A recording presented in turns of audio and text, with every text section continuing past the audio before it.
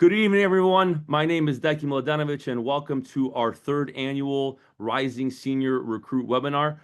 Before I get into some introductions, just kind of want to thank you for being here, first of all, and second of all, kind of give you the purpose of this webinar and why we continue to do it, outside of getting a lot of good feedback these past couple of years. But at this point in the recruiting process going into your senior year of high school, I'm sure you've heard a lot from whether it's the coaches here at John Carroll or coaches in general, but it's starting to get to the point where you're trying to figure out what else happens at the school that you're interested in. And this is a great chance for us to showcase ourselves here at JCU and the things that we do outside of the soccer program, or the constituents who are involved in the program but might not be a coach or a manager or something of that nature. So tonight we have a star-studded cast of people at JCU that have been very gracious to us to offer their time tonight to speak to not only me, but to you as a crowd.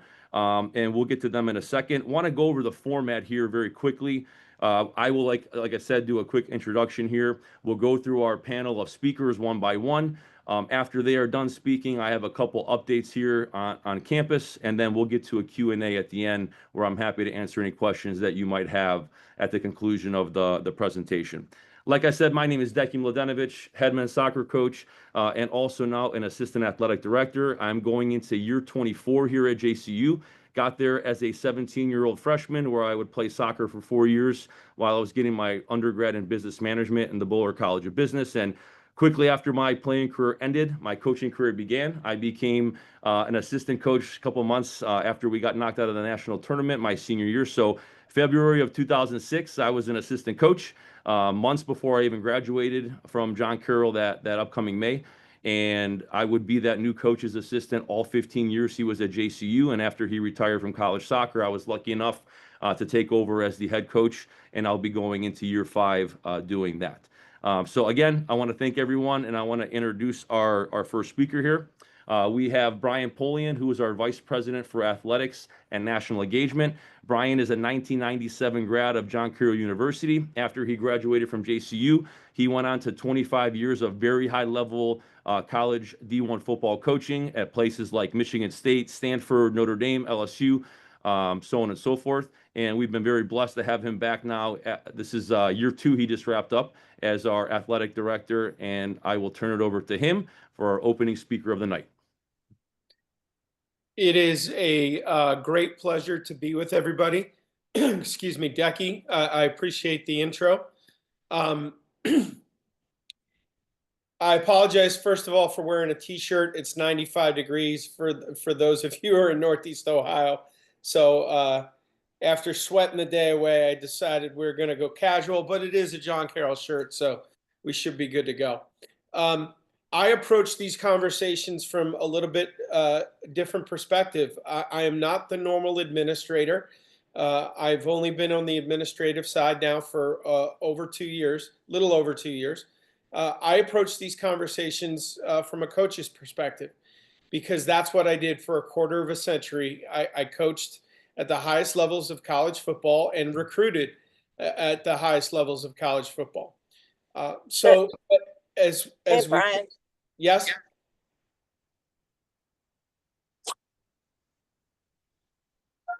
Jackie, are we still good? We should be good. Okay. So as you all approach this process, it can get a little cumbersome. And depending on how many folks you're talking to, these conversations can start to bleed into one another. So the trick in the recruiting process is after a while, a large number of these schools are going to look the same. The recruiting pitch is going to be similar.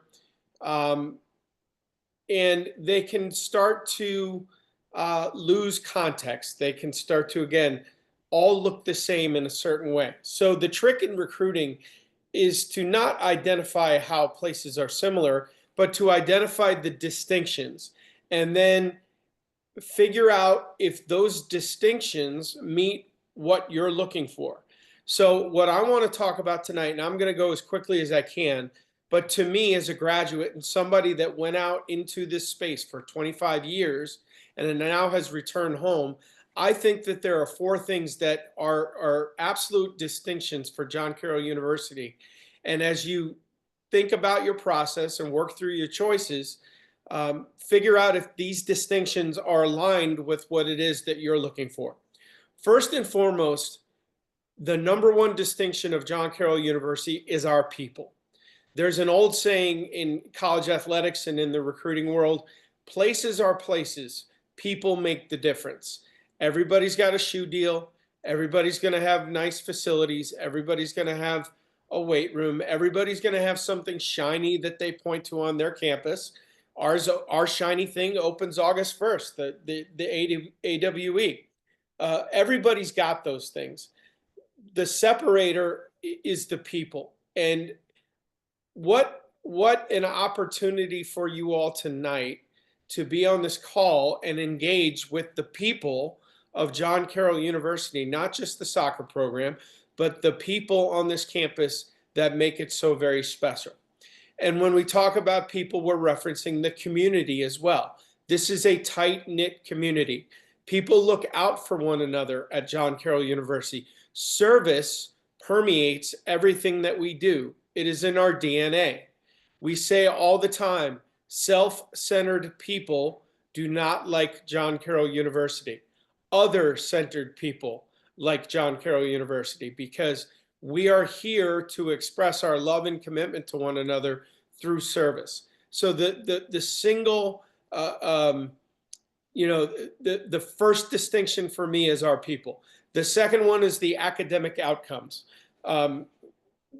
We can provide an elite education. We are that very unique mix of liberal arts core, where we're going to talk about critical thinking and the ability to write and the ability to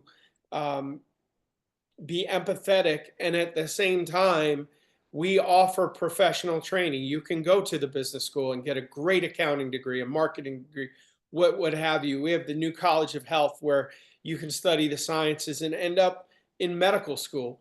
So we're one of the few places in the country that really winds those two things. Our four-year graduation rate is nearly 75%, which puts us in the top 2 or 3 in the state of Ohio, puts us in the top 7% nationally. Our academic outcomes are by definition elite. The third thing that makes us, the third distinction for me is Cleveland. Often when you look at private liberal arts colleges, they are, in a lot of cases, out in suburban and or rural areas. I mean, a lot of them are out in cornfields. And it's not just the social piece of it. It's the opportunity piece of having this 3,000 student, beautiful private college, like 10 miles from downtown Cleveland. So it's 9 Fortune 500s within 30 miles of our campus, and the internships and the opportunities and the networking that come with that. It has to do with the second largest theater district in the country, only behind New York City. Great restaurants, great live music, pro sports. I mean, $18 will put you in standing room only for the Guardians. So, the Wall Street Journal called Cleveland a top 10 city in the country for recent college grads. Why? Because there's a lot of opportunity and because the cost of living is low. So if you dream of going to New York City or Dallas or Chicago or LA or Philly, that dream, you can keep that dream in place, but you can also get your career started here and bank away some money so that if you do decide to pursue some of those bigger, more expensive cities, you've got your feet underneath you and you're off and running. The last distinction for us, we've talked about people, we've talked about academic outcomes, we've talked about Cleveland. The last distinction, and to me, the very most important, is our Jesuit mission. We are a Jesuit Catholic institution, and we wear that proudly. It is who we are. Now, we are not trying to beat anybody over the head. Everybody's welcome here. Sunday night Mass at St. Francis Chapel at 10 o'clock. Some people think it's a great way to start the week. For me personally, I always thought it was a great way to end the week and seek forgiveness for what I had done on Friday and Saturday. But it's all about the way you approach it. But we are Catholic by definition, but Jesuit and Catholic. Jesuit means more than just religion. It is an approach is an approach to education. It is mind, body, and spirit. It is cura personalis, the care and development of the whole person. And the world that we live in today demands that the people entering the workforce be multi-dimensional. You must be multi-talented. And that is the mission of Jesuit education. Again, teach you to be a critical thinker, teach you to be a writer, teach you to be a communicator, teach you to have emotional IQ and empathy for your fellow human being. The development of those soft skills, the humanity, the development of your humanity, along with the development of your preparation for your professional life. We send multi-talented people out into the world, and that makes us different. So listen, as you go through this process now, you got to figure out what's important to you. If you care about academic outcomes, if you care about being around really good people, if you care about leaving college prepared and multi-talented and multi-dimensional, then we could be a great fit for you. The last thought I want to leave with all of you before I step away is all of these things are not, they're not mutually exclusive. They all coexist. They do so in harmony, and it's what makes us unique and special. The other thing that coexists with all of this is our desire to compete. This is not intramurals. Intramurals exists on this campus, and it is there for a very good reason. But there is a scoreboard at the end of your field. And make no mistake about it, we are here to compete. We are here to win. Our goal is to win a national championship. So if that's not your goal, then think hard about whether or not we're the right fit for you, because our standard is to be the very best in the country. Our athletic department just finished ranked 37th in the Learfield Cup standings. There's 420 Division III institutions across the country. That puts us in the top 10% of what we do. And frankly, we fell short at that number of our goal. We want to be one of the very best. And so we have a saying around our department: we are in a relentless pursuit of better. We never arrive. We are always on this journey to try to improve ourselves. And when we are seeking the right type of student athletes to join our family, we want the people that are intrinsically motivated, that enjoy the process, that are always trying to improve themselves as people, as students, as athletes, as contributors to the community and to society. We want those people that are always striving to do better. Those are the ones that come here and flourish. I'm incredibly grateful for the opportunity to be with everybody tonight. I appreciate your patience. I was a little long-winded, but obviously you can feel my emotion and my conviction about this place. As you go through this process, please know that Decky's got all of my contact number, all of my contact information. I am available to any student athlete in the recruiting process. And anytime, any student athlete, any family, you can reach out to me at any time. If I can be of any service, I would be thrilled to do so. Have a great rest of your evening. I wish you all a great summer here through your process, and go Streaks. Thank you, Brian. Perfect way to kick off the night. We're going to switch gears a little more academically centric now with Dr. Welke. Dr. Welke has over 30 years of experience here at JCU in terms of being a professor in the Boler College of Business. But in terms of the athletic piece, he's also been our faculty rep for many years as well. So he represents us on a conference level, national level, NCAA level, etc., and has great insight to our program and is always the first call I make for situations like this. So without further ado, Dr. Welke. Thanks, Decky. Welcome to our guests in the audience. As I was listening to Brian, I guess I was just struck by the commonality of the way we both think about this particular process. Right now, it's an exciting time. I think the foremost question on so many people's minds is a where question. And we'll talk a little bit about why I don't think that's necessarily the right question. I guess what I would like you to do is you start to think about it, and Brian alluded to the fact that you're going to be bombarded with a variety of different information from all kinds of sources. We have great academic programs across the board, so there's nothing here that you can't imagine doing that you won't be able to find a path to do. But I guess I'm going to frame it in the context of sort of three questions when you go through this decision-making process. As you look at an institution, first question you should ask yourself, I think, is, can I see myself being successful in this place, whatever that place happens to be? And I think that forces you to then start to think a little bit more deeply about exactly what success means. Success could mean playing for a high-level soccer program. Success could mean having an internship. But I think in the Jesuit space, it talks about development across so many other dimensions. So you need to start thinking about all of the various dimensions that are going to be important for your transformation that's going to take place over your 4-year experience with us.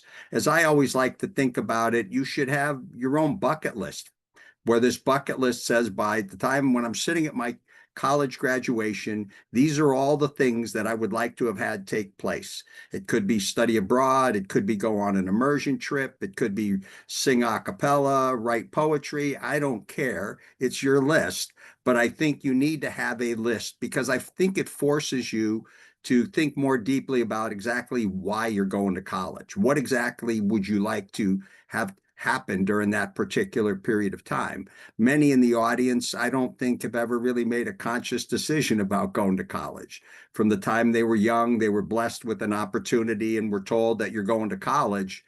And the importance of it at a very personal level hasn't been reflected upon. And reflection is an important piece of a Jesuit space. I think the second piece that I would add to, can I see myself being successful, is in order to succeed, you're going to need support from a wide variety of sources. Could be writing center, emotional support, could be athletic training support, all of those things. Do you have the ability, or the second question would be, can I see myself finding all the assets that I need that are going to contribute to my ability to achieve all the goals that I want to attain? And I think sometimes, depending upon school size and circumstance, it becomes very hard to figure out, how do I access this, that, or the other thing? And I think that's a space where Brian alluded to with the people that are involved around here. Everybody on this campus is committed to the success of every student that joins us. It's our job to make sure that the student athletes, as well as others, are aware of that, and we make ourselves accessible and easy to find in those particular spaces. And so I think whether it's Decky, a head coach, whether it's the counseling center, whether it's a campus ministry person, whether it's somebody in academic success, every asset that you need is here. It's just a question of, can you figure out how to access all of those things? And I think we make that easy because we do a lot of intentional program to make all of these things aware to you. And the third question is a simple question, is, do I feel like I belong? And I think that's a question that, can't be answered except by coming to campus when the campus is live. You need to be back. I would encourage you in the fall for a personalized visit, or spring for a personalized visit, so that you get to see this campus at its most vibrant, because what you're going to find is the kind of people that you want to surround yourself with. There will be people that will become your lifelong friends. There will be people that are going to be in your wedding. They're going to be people that support you throughout the rest of your careers. And I think what you'll find within the culture of the space of soccer is that the alumni base there, like it is in so many other spaces at John Carroll, is totally plugged into your success as well. So these become assets that you can draw upon for the rest of your life when you're facing all kinds of challenges, plot twists, just need some guidance in a particular situation. So I would use those three questions as your sort of North Star, because the place that you choose to go to school should align with your list. And if your list is out of alignment with the school, then you probably want to think a little bit more seriously about the important things on your list, or whether that school that you're pondering is the right school for you. Thanks for your time. Thank you, Dr. Welke. Next up, we were going to have Katie Jansen, but unfortunately, she got delayed in the airport in Phoenix, Arizona. Instead of skipping her part and just deleting this slide, I did want to touch on one thing before we get to Brother Matt. Katie is our Assistant Director of Student Engagement, and the main reason why I wanted her to be on tonight is that her and her team have done a tremendous job in terms of life on campus in regards to I think everyone sees all the bells and whistles in the recruiting process, but once people get to campus, sometimes they're neglected. And I think at John Carroll, we do a great job of basically continuing to recruit you to want to come back every year and want to live that 4-year experience here at JCU. And Katie's been a massive piece of that in terms of even little things like food trucks and concerts and different organizations and what have you. And I think that's a really special part about JCU that if you get a chance, I highly recommend checking that out, because I do think we're very unique in that space and do a very good job with it. And like I said, Katie is the main catalyst there. But moving on to now Brother Matt. Brother Matt is a 2009 graduate. So yes, him and I went to school together way back in the day. He just wrapped up his first year back here at JCU, and he has been an awesome addition to campus, or reintroducing himself to campus, I should say, in terms of the various groups and missions mission trips that he leads. But I'm going to turn it over to him and let him talk a little more about that himself. Thanks so much, Coach Decky. It's great to be with you all. My name is Brother Matt. I'm one of the Jesuits here on campus, and I realize that's like a weird word if you're not familiar. So what is a Jesuit? We are a Catholic religious order that's 500 years old, and we're out to change the world. So in America, we're best known for our educational network. So Georgetown, Boston College, Loyola Chicago, Creighton, University of San Francisco, Gonzaga. These are some of the Jesuit schools you might have heard of, especially during March Madness. So why do I bring that up?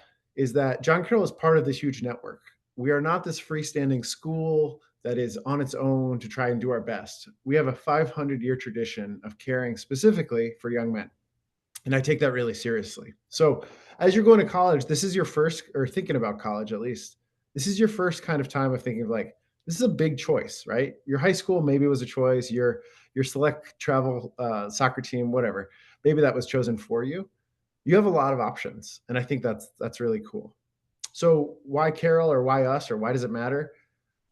Something that I'm very interested in with our students is not the question of what do you want to do when you graduate, but who do you want to be when you graduate?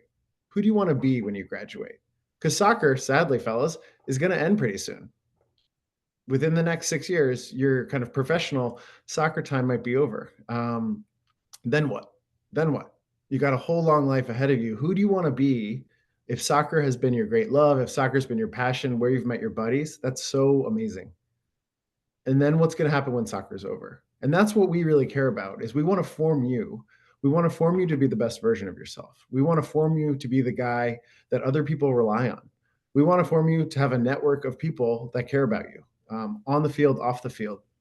I'm one of the athletic chaplains, and I think sometimes people have a uncertainty of what that is. Okay. So here's how I describe it. I'm one of the, most of our sports teams have chaplains. With the athletes, you have a coach who's making you better. You have teachers and advisors that make sure you graduate on time and get your work done. Your athletic chaplain is another person in your life. It's another adult in your life whose whole job is to care about you. So I work with some of the teams, and I deal with all of the non-pool stuff for swimming is one of the teams I work with. So roommate stuff, friendship stuff, home stuff, grief, loss, loneliness. That's all that I do. And I take it really seriously. So if you're looking to go to school and you want to play soccer and just play FIFA in your dorm and that's it, there are totally schools where you will be successful and happy there. John Carroll is probably not one of those schools.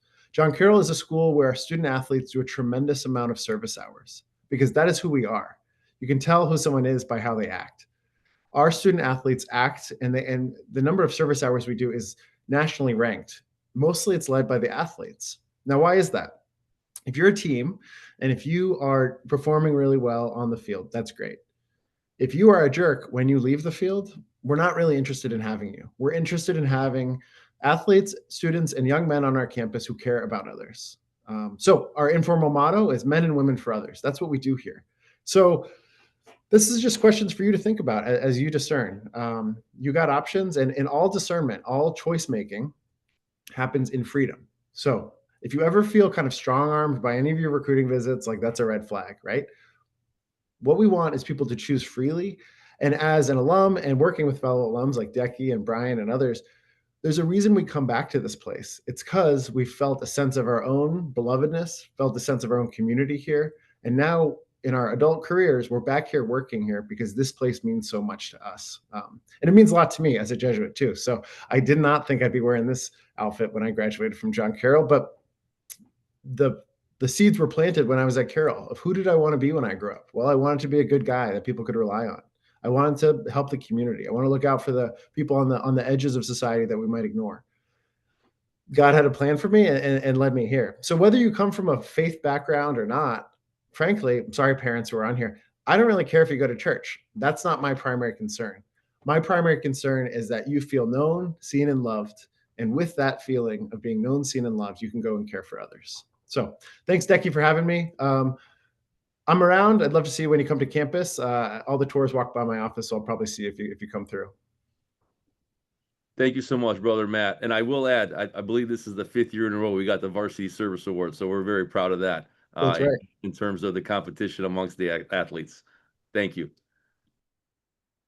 Perfect. Next, we have Melissa Wensler. Melissa is an Associate Director of National Recruitment and Alumni Engagement. Melissa is very, very close to our program. She's a 1990 grad and a 2009 master's grad as well. And I want to make sure I point out today is her birthday as well. So happy birthday to Melissa. We can't thank her enough for joining us on her special day. But I want to turn it over to Melissa, and she's going to talk to you a little bit about the admissions info for rising seniors and their families. Hi, thanks everyone for being here tonight. I apologize, I'm having some wonky internet issues, so I'm not going to be on camera to try to keep my internet flowing here. Thanks, Decky. It's a real honor to be here with everyone tonight. Yeah, I'm a very proud two-time alumna of John Carroll. The university has been so impactful on my life, and I'm really excited that you all are potentially considering John Carroll for your next educational journey. So from an admission standpoint, the nuts and bolts of it, for those that are rising seniors, August 1st is when the Common App opens up. And November 1st is our early admission deadline. So I encourage students that are, very interested in John Carroll to get all of that done as soon as you can. Regardless of where you're applying, your senior year is a culmination of all of your hard work in high school. And it's a year that you should really lean into and enjoy, but you also have to be thinking about the next step. And as much of the things that you can do ahead of time, getting your applications done, getting your FAFSA completed, getting all of that done, getting your visits done, scheduling a personalized experience. It's going to really make the college search and decision process so much easier for you and much less stressful. I think Brian and Brother Matt and Dr. Welke have really done an amazing job of portraying the John Carroll community. And what I want you all to think about as you're reflecting and discerning about your college decision is it's not an extension of high school. Where you end up going to college is going to be an impact for your life going forward. The career that you end up in, the friends that you make, the network that you have. We always want John Carroll to be a place that you come back to all the time, not just some place that you graduate from. We're proud. Those of us that are graduates of the university are really proud. And I think a lot of us on this call are working at the university and are back now. And as Brother Matt mentioned, it's important to realize that the people that are talking to you tonight that went to John Carroll, it meant a lot to us, and it's going to mean a lot to you too. So all of you are going to have an admission counselor that's specific to you. Your admission counselor is with you throughout the entire process, from application to admittance to talking about financial aid to helping you enroll when you decide to join our community, helping you with your checklist, getting you ready for move-in day.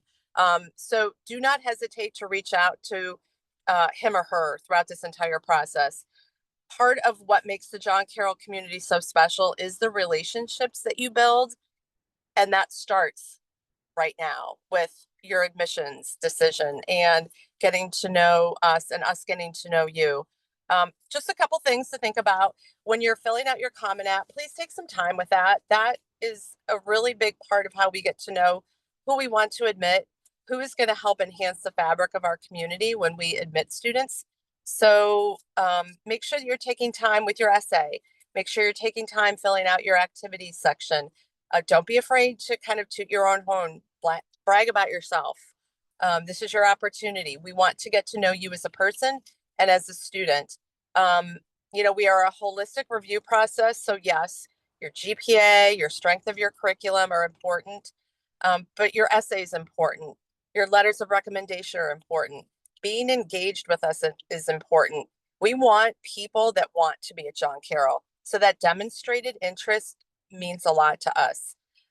So when you're filling out that application, if you have any questions, please make sure you're reaching out to us. One thing I do also want to mention is we are test optional, no harm. So if you send us your test scores and they benefit you with regards to admission, we will take a look at them. If they do not benefit you, then we will not utilize them. And one other thing too, is I know a lot of people have this perception that private schools are unattainable and I can't afford that. What I will tell you is a lot of times private schools have a lot more funding to provide to our students than people realize. So one example is when you're accepted to John Carroll, you will receive a merit scholarship anywhere from $18,000 up to $30,000 that renews each year. And then obviously we encourage you to complete the federal application for free student aid, the FAFSA, which will open up on October 1st.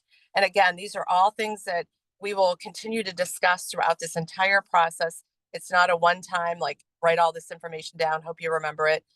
We're here to help you through every step of this process. We look forward to hopefully welcoming you to campus sometime soon. If you haven't visited, please, again, reach out to our office. We'll be happy to schedule either a campus tour or a personalized experience where you're going to be able to get to meet with faculty members like Dr. Welke, have a tour, meet with students, have lunch at our dining hall, really get that immersive experience as to what a John Carroll education will look like for you. Again, good luck on this journey. We look forward to accompanying you on this process. And as always, go Blue Streaks. Thank you, Melissa. Enjoy the rest of your birthday. Thank you. Next up, we're going to shift gears here a little bit and get a little more men's soccer specific in terms of our next couple speakers. And also just a quick heads up, start thinking of questions that you might have that we can plug into the chat as we get down to the end of our presentation. But next up, I'm very excited to introduce you to Jerry Rubino, who's a 2013 grad and obviously a former men's soccer player who played for me a very long time ago. But Jerry is kind of what I like to call him, our mentorship president. So what does that mean? Yes, we have a mentorship program here at JCU. We just wrapped up year two of doing that. And I want to kind of set the stage for Jerry so he could take my alley-oop and go slam dunk it. But essentially, we had this idea many years ago, and we wanted to launch this program. We knew we kind of had a sleeping giant in terms of our internal alumni network with men's soccer and what that looked like. And unfortunately, the pandemic hit, and we didn't want to launch this program in a very uncertain time with all the craziness going around in the world. And we kind of hit that pause button until the summer of 2023. And that's when Jerry and I really got together and started mapping this thing out. But I will admit, we've kind of built this plane while it's in the air, and we definitely had very high expectations for it. But to give you perspective, we knew that we needed about 25, 26, 27 mentors to kind of cover the bases in terms of everyone in our program between players, players, managers, and student coaches. And within one email, in 24 hours, we had over 70 men's soccer alums reach out saying they want to be mentors to our players. That's the kind of buy-in that we have in the program from an alumni perspective. So that's the longest you're going to hear me talk the whole night. I just wanted to make sure I set the stage for Jerry. But nonetheless, Jerry Rubino. Decky, thank you so much. Appreciate the introduction and excited to be here to talk about the mentorship program because, like Melissa said, Except I'm not on the payroll at John Carroll, which I want to point out. But like she said, so much of us, we want to give back and stay involved. And that's kind of my story with the mentorship program. And now being in year two, it just shows that a lot of guys like myself want to stay involved. And there's such an impressive network of successful guys that played in the program from, like Decky said, like I played a long time ago, 10, 12 years ago, but also 30, 40. And it's amazing now even seeing guys that graduated that actually were like the first captain now that are involved in this mentorship program, or were one of the 50 guys that applied to join in. But really what it is we try to keep it simple and a resource for the players. Like, we don't want this to be a burden. And like I said, we just want to be, a resource for the guys. And what we did with the 50 or so that applied, we strategically paired them with players based on their interests, whether it was based on their major or maybe what they wanted to be, or like a certain credential that maybe they were interested in, which, a lot of the business guys, whether it's CPAs, CFPs with the wealth management, or even doctors, or a lot of guys who are going into the sports leadership or marketing, or really, any type of profession. We try to align them with an alumni that had that similar route. And we keep it simple. Like we said, the guys are busy.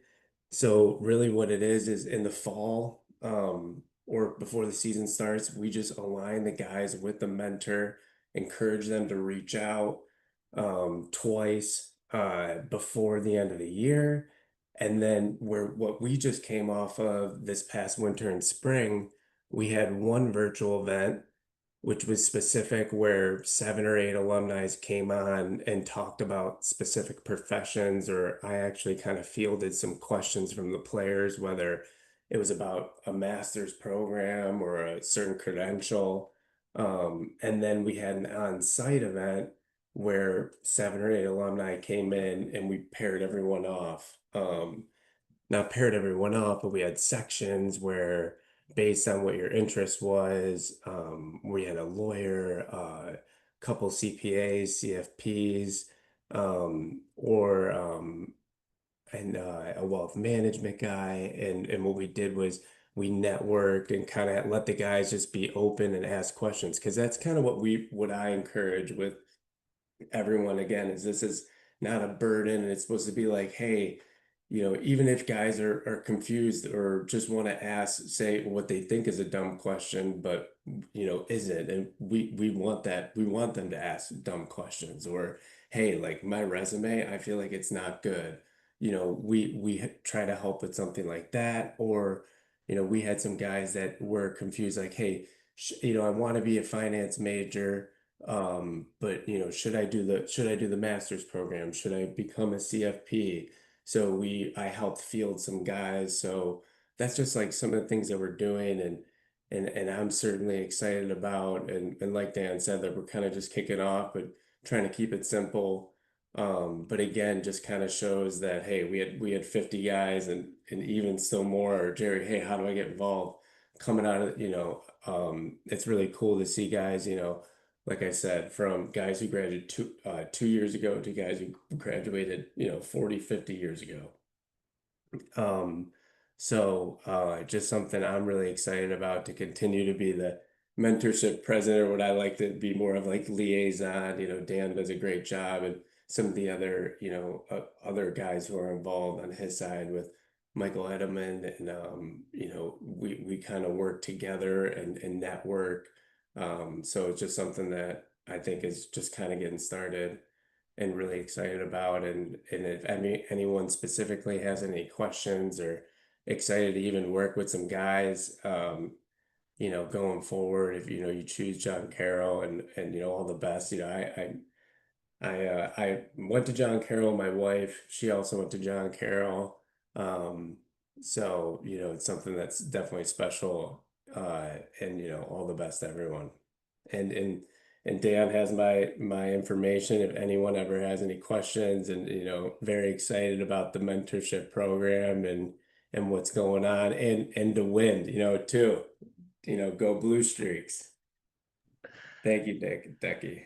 Perfect. Thank you, Jerry. Yeah, again, I'm sure you could tell how excited we all are about the mentorship program. Again, I had very high expectations for this program, and they've exceeded my wildest dreams here in the first 2 years. And I know we're just getting started. So we're very excited about the momentum we have with that program and the direction it's going in. And we can't thank Jerry enough for all the hard work he puts into it to help us execute all those relationships and meetings and in person and Zooms, et cetera. So thank you, Jerry.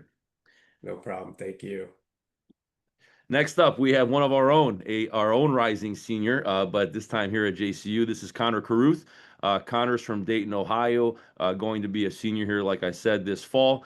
He is a biology major and entrepreneurship minor, but he had a very cool experience here this past semester. He was the CEO, you heard that right. He was the big boss at Saxby's, which is a coffee slash sandwich shop on campus. Connor's going to talk to you a little bit about his experience and obviously, being part of the program. Connor Caruth. Thank you, Decky. Welcome everyone. Thank you for joining tonight. Excited to speak with you all. So, like you mentioned, ran a coffee shop on campus. It's in the center of St. Ignatius Hall. It's the busiest building on campus. Communications department to the right, business school to the left. And what's really cool about this experience was that you're essentially running your own business top to bottom, like you mentioned, CEO. And the coolest part for me was you're overseeing a team of 40 of your peers, younger, older, you name it. You're controlling the schedule, you're building it every week, you're placing orders with all of our vendors, you're tracking the financials. Like you are the boss, the one that everyone, leans on and is looking towards. And there's really not another experience like this that you can find while you are still an undergraduate. Like no internship or job is gonna have you, be responsible for that many people and give you that kind of opportunity at, this stage in your education. So, like I learned every aspect of business. How to manage people is a big one. Like if you're overseeing 40 people and like it's a lot to learn and a great experience that you get to develop your skills and see the behind the scenes of a business. And I think I'm a really good example that you don't have to be a business major to do this. Like I study biology and I take a couple business classes, so it's kind of a big jump for me, but it's definitely doable. And it's one of the many opportunities here that you can seek out during your time. But the skills that I learned and the lessons, both professionally and personally, they're only available through this, opportunity as an undergraduate at John Carroll. That responsibility that you're given, is something that, when it stands out on a resume. It's helped me land current jobs and, be able to interview for jobs, post graduation. So it really opens a lot of doors and pushes you to develop yourself as a person, both personally and professionally. But like the experiential learning part of this is what makes it so important. And, interacting with all the other peers in the community that we talk about here at John Carroll is really, really special. And one of the other things about JCU and, this experience, there are so many opportunities like this at John Carroll, where it's really up to you to turn that opportunity into an experience. And it's up to you to go out there and seek it and, make yourself better every day and push yourself to, set yourself up after graduation. And I think the combination of the community and support at John Carroll, along with this unique, one of a kind experience from Saxby's, has really set me up, for a tremendous experience post graduation, and far into my professional life. So, wouldn't be possible, without coming to John Carroll and taking that leap and pushing myself every day. So, thank you all for taking the time. That's it for me. Well done, Connor. We appreciate it. Last but certainly not least is Eddie Dobrovolsky. He's our athletic trainer and performance coach.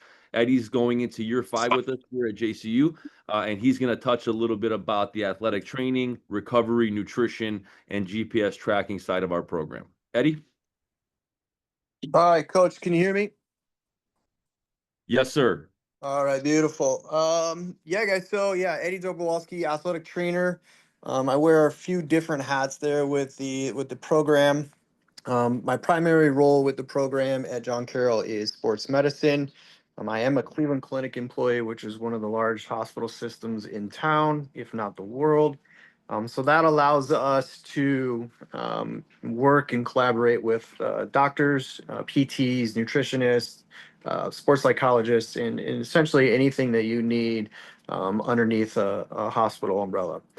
We do have some doctors that come to campus. We have 4 doctors usually per week. Our 2 team physicians, one being sports medicine, who's also the team doc for the Cleveland Cavaliers, and then our orthopedic surgeon. And then we also have 2 fellows that come each week as well. We have 2 PTs that come on campus. They collaborate with us to write up programs for any of the student athletes who are in need of rehab. I also work rehab with the student athletes. I'm usually on campus. Man, I'm probably on campus more than most coaching staff, besides our coaching staff, of course. I'm probably there 3, 4 hours prior to practice and games, and then I usually stick around for about 2 hours or so after training to provide the kids anything that they need. I also work with our women's lacrosse program, so I kind of go back and forth with both programs on that. The other hat that I wear is sports performance. I collaborate with Anse to create our summer packets, our in-season and off-season packets as far as lifting. He and I collaborate on a hip mobility program that the guys go through usually once a week, maybe twice, depending on the week and the workload. And that's something that they'll do prior to training. I do work hand in hand with Decky when it comes to the team nutrition, as far as team meals, pre and post, and snacks that we like to do. Um, we do offer the kids halftime snacks, pre-game snacks. We do have post-game snacks that we give the kids, and those are all geared towards either preparing the kids for, competition or recovering after competition.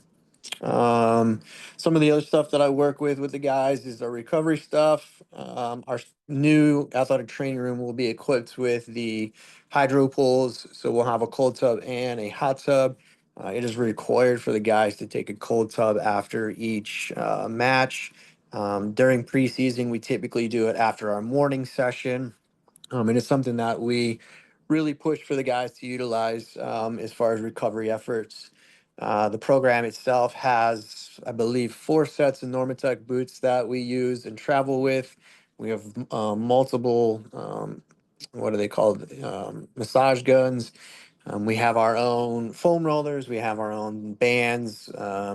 We have other massage tools. I am licensed, or I should say certified in soft tissue work. So I do cup and I do instrument assisted soft tissue work, so scraping. Um, we do have one of our athletic trainers who is certified in dry needling, so we can provide that as well if we feel suited. And just a handful of bunch of other things that we do. With all of that being said, and all of those things that we have, if the student athlete's not eating right, hydrating right, or getting enough sleep, none of that stuff really matters. So I really push that big 3 on all of my teams. Moving forward into that, we also monitor the student athlete's workload. We have the Stat Sports GPS trackers that we work with. Those we provide, or we purchased those, I believe, 2 years ago now. So I think we're on our 3rd season with those. So we're really starting to gather some data with that. We work hand in hand with our academic exercise science and exercise physiology departments to kind of go over the data, sort through the data, see what's pertinent, what's not. And then we work to provide some reports for the coaching staff to say, hey, this person needs to take a break. Their stress levels are high. They're at 20 miles for the week already, and we're only in, day 3 of the week. So just some of those parameters that we like to look over. It also helps in nutrition. It helps we can do calorie deficiency or calorie counts based on heart rates and such. And then we can also, provide the kids with some nutrition suggestions based on what the numbers are showing. What else do we do? We do provide an internship for an exercise science and exercise physiology student.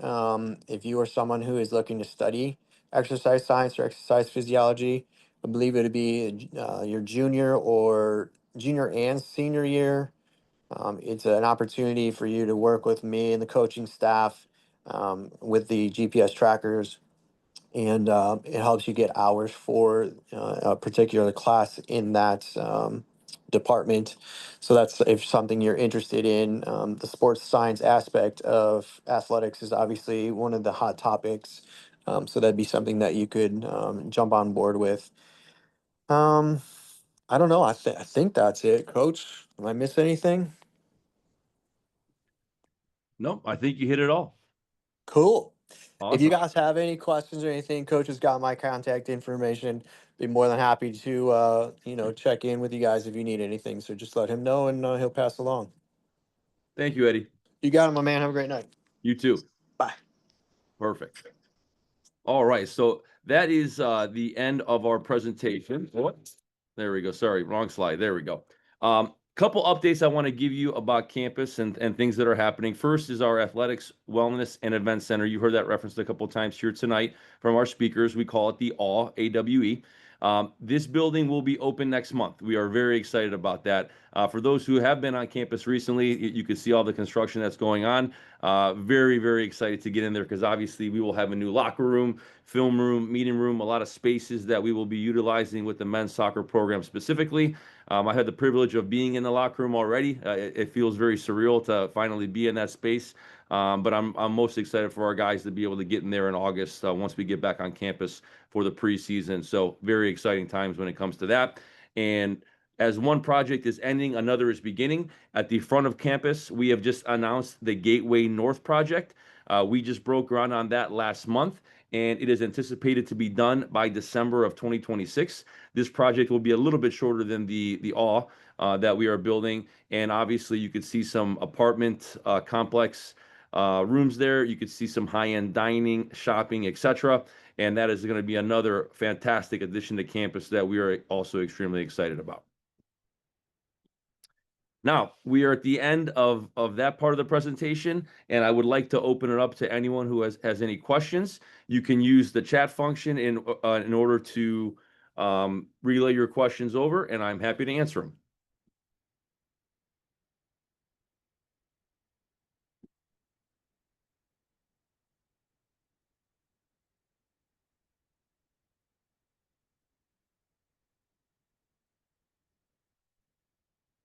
You guys gonna take it easy on me? There's no questions, huh? There we go.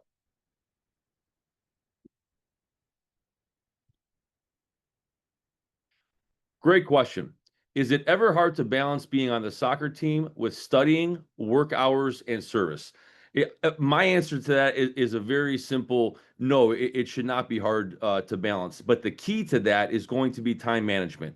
Prioritizing what's important to you and what you want to do in your college experience is imperative for this to work out. And what I mean by that is if it's important to you to go do a bunch of social things, if you want to take on a bunch of extracurriculars, that's probably going to be hard to do no matter where you go. Obviously, the more rigorous the academic institution is, the more difficult it becomes, especially if you are a student athlete. But if you have your priorities aligned and you're okay with what you're signing up for, it's certainly doable. We've seen young men in our program double, even triple major while having jobs on campus, off campus. We had a young man a couple of years ago who double majored and had 2 jobs on campus at the same time during the season while taking 15, 16 credit hours, and it was a breeze for him. So it's truly up to the individual and what their mental makeup is of what they want to take on. But as long as you're realistic with what that priority list is and how you want to approach your collegiate experience, it's 100% doable. The next question is, it looks like there are 6 goalkeepers roster on the website. How many do you generally have? Great question. We have ranged anywhere from 3 to 8 in a particular season, well, at least in my 24 years in the program. if we're getting down to one or two, that's not great. You know, we want to have a little bit of depth there, but we certainly don't want to get to 9, 10, 11, that number either. We do like carrying more goalies if we can. It really helps out with training and the amount of the types of drills we can do, especially going to goal and finishing and things of that nature. So we are certainly not scared to keep more keepers on the roster if need be. Next question is, will there be any other ID camps after the July 19 camp? Yes, we kind of keep our ID camp cadence the same. We normally have one in June, we normally have one in July, and then we normally have the one the Saturday after Thanksgiving. I'm not 100% sure of the date, but it's usually the morning Ohio State plays Michigan. That's kind of how I always remember it. But day after Black Friday, we normally have an event on campus. Not as robust as the two camps in June and July, but ID camp nonetheless. Great question so far. Thank you.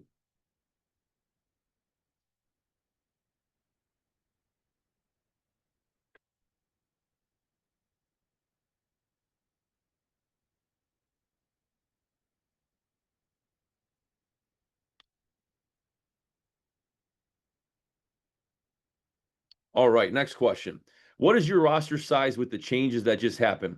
The changes that are happening right now in the NCAA is basically affecting the Division I level a lot more than the D2 and D3 level. So for us, it's business as usual. Things really haven't changed whatsoever. I do think the trickle-down effect of everything that's happening in terms of roster size will affect D3 in some capacity, but very indirectly. I don't think it's going to really affect the number. I think it's going to affect the talent pool and the quality of players that are going to be playing in D3. And anyone who's been paying attention, the past 10 years of D3 soccer have been pretty incredible. The level has risen every year. It's getting better and better. I know I could tell you from experience, my friends that I played with 19, 20 years ago, when they come back and watch us play, and trust me, we were pretty good back then. I think we all understand these guys athletically would run circles around us in terms of what they look like now. So, yeah, that's the only thing I think that will change, that will affect us, is that I think the talent level will continue to get better. Next question. What does a typical day in the life of a player on your team and season look like?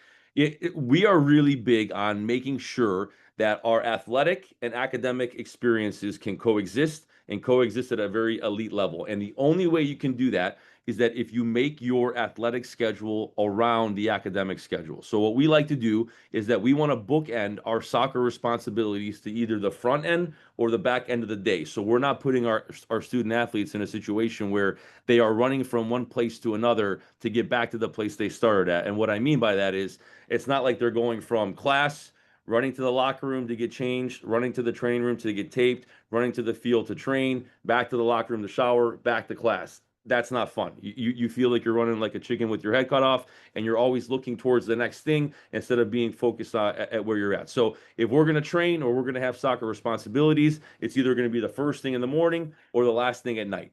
Going back to the earlier question about, time management, there are a lot of hours in the day to go get everything else done, and it's really up to the individual what they do. So, for example, if you're a guy who wants to take a nap in the middle of the day, well, you probably have to do homework and studying after practice. If you're a guy who likes to knock things out right away, you want to get to the library in between classes, and you get all your responsibilities done.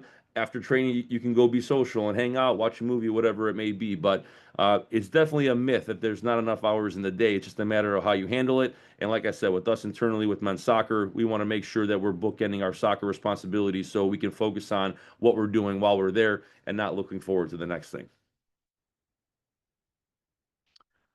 Next question.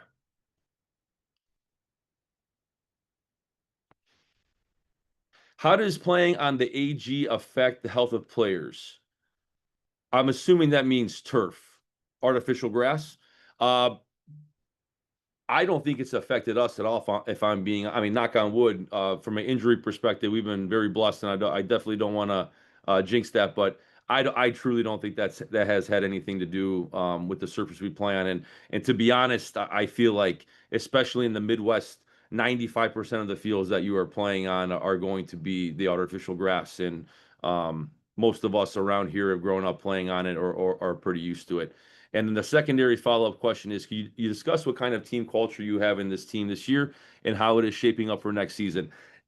Team culture is a very cliche buzzword that's used a lot, and it's something we care about very much. Team culture, it's not something that happens overnight. It's something that's never a finished product.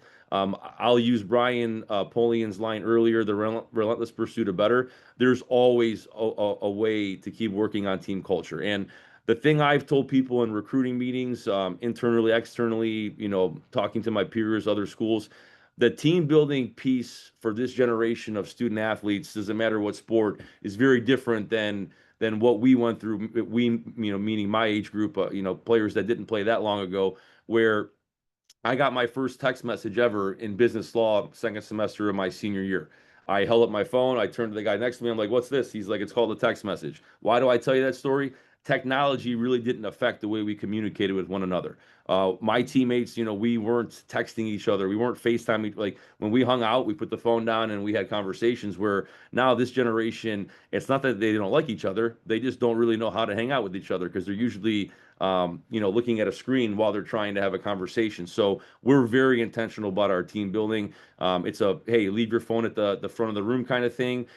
We have our different classes make team building events. This past spring, each class had to make their own team building event, something that had nothing to do with soccer or something that didn't involve a phone.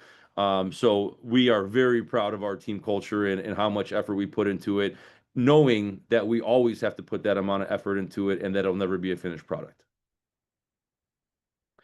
How many players are you looking to recruit for the class of 2026? That question we really won't know the answer to until, I would tell you, the first week of October. At that point, when we're 4, 5, 6 weeks into the season and we're seeing how things are going, there's going to be players that surprise us good, and there's going to be players that surprise us bad. And hopefully, there's more good surprises than bad. But usually, that's when you start to get a pretty good feel of where you're at and what's going to be needed in the next recruiting cycle. I try to make sure we give our players every opportunity to prove themselves before we dive too deep down the rabbit hole of thinking what we need or don't need. But that is kind of a work in progress until we hit that point. And yes, you know what you're going to lose in graduation, but you don't know how players who do have eligibility left are going to adapt to the level, if they're going to develop, if they're going to go backwards, whatever it may be. But we always hope that our guys are moving forward in a positive direction.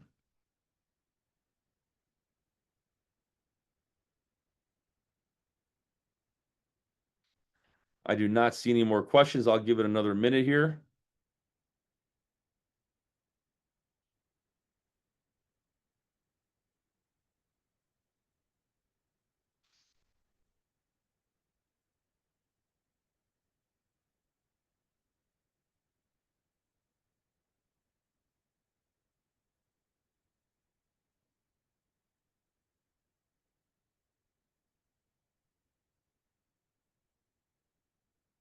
Okay, I think that might be it. Well, again, really appreciate everyone's time tonight. Thank you to all our panelists as well. I thought tonight was fantastic. A lot of great information, a lot of great questions. Oh, I got one more here. How do you feel about joining the North Coast Athletic Conference? 1000% the right move for the university. There's no doubt about it. We want to be aligned with universities and institutions like those of the NCAC. Yes, it's a little bit bittersweet for me as someone who's been in the OAC since I was 17 years old. I have 23 years worth of friends and memories and a lot of great times that I'll reflect on for forever. But I do understand that this is going to be a great thing for our university going forward. I could tell you, I've never been asked more about our conference than since we announced we're going to the NCAC, and I think that's proven how important and pivotal of a move that is going to be for this institution, and we haven't even played a game in it yet. So very excited about that. But like I was saying, thank you again to everyone. I hope you have a great night. This will be recorded and we will make it into a YouTube link. So if you ever want to go back and check it out, you are more than welcome to. But I hope you all enjoy the rest of your Sunday night. Go Streaks.